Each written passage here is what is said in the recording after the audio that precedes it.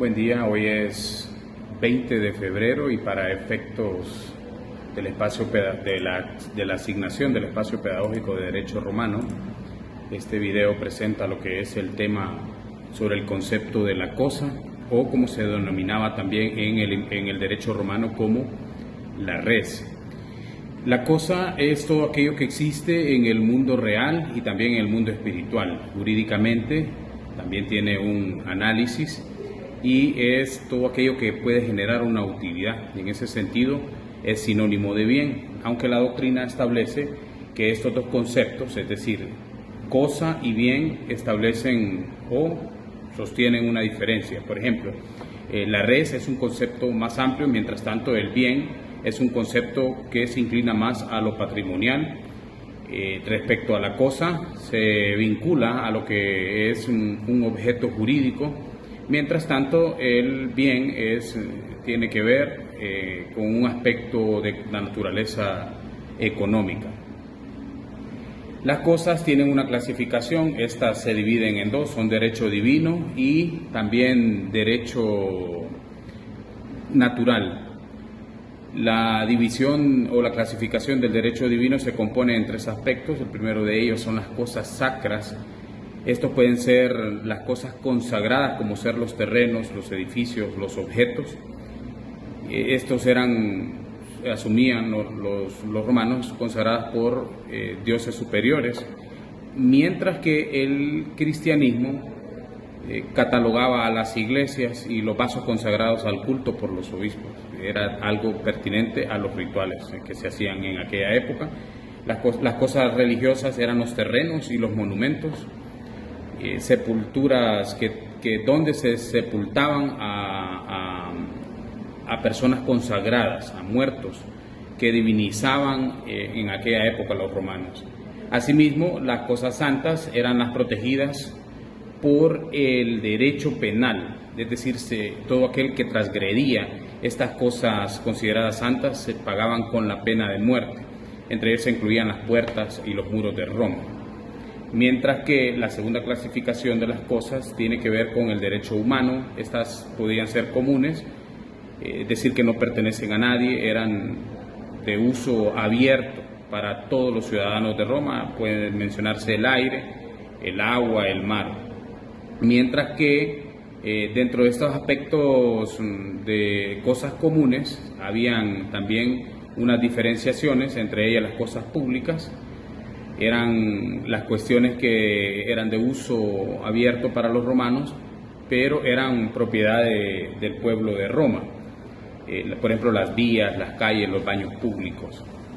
También estaban las cosas universitatis, que eran las correspondientes o que pertenecían de manera particular a algunas ciudades o corporaciones, como ser, por ejemplo, las plazas, los teatros y los baños públicos.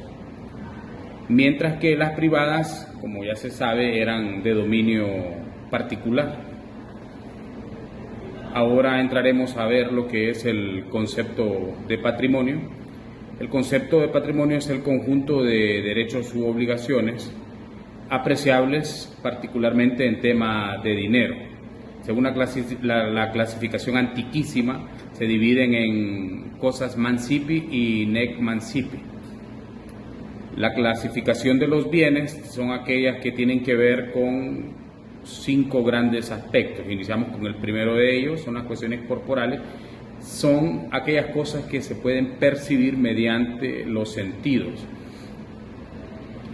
Y estas pueden ser muebles o inmuebles. Asimismo están las cosas incorporales, que son los derechos que se pueden tener sobre las que antes mencioné. Para continuar, hablaremos un poco sobre lo que es el género. Son las características comunes, es decir, el género que no perece. En caso de que se pierda una cosa genérica, puede sustituirse por otra del mismo tipo. Y la cuestión de la especie son bienes individualizados y determinados, únicos de su identidad.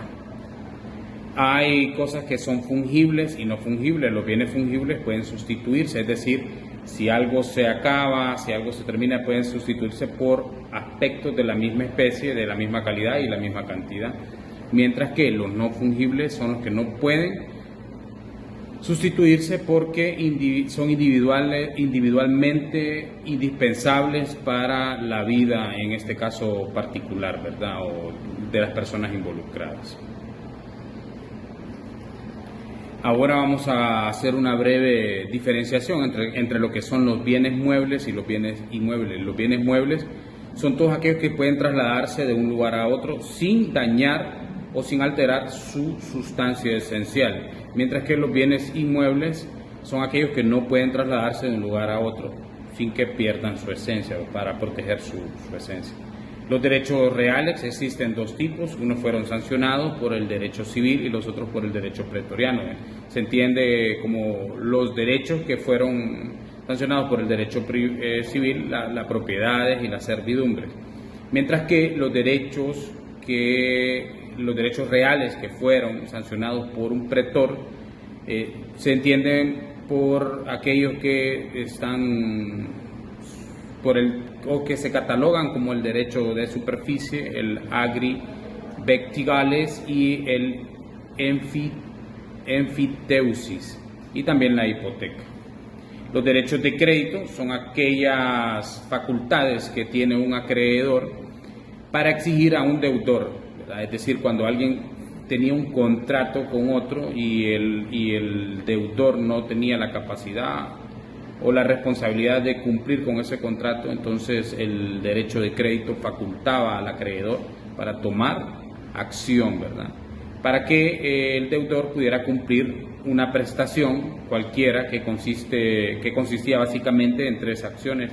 Una de ellas es dar, la otra es hacer y la otra es no hacer una cosa determinada. Esencialmente, para finalizar este video, el concepto de cosa o de res, como se denominaba en el derecho romano, constituye uno de los pilares fundamentales en el sistema jurídico de Roma. Este permitía identificar aquellas cosas susceptibles de apropiación o aquellas cosas que podían abordarse o tratarse mediante la relación jurídica. Y también mediante este video marcamos una distinción profunda entre las cosas corporales y las incorporales. Asimismo, se evidencia la técnica con que los juristas romanos podían reconocer no solo los objetos materiales, sino también los derechos como realidades jurídicas autónomas.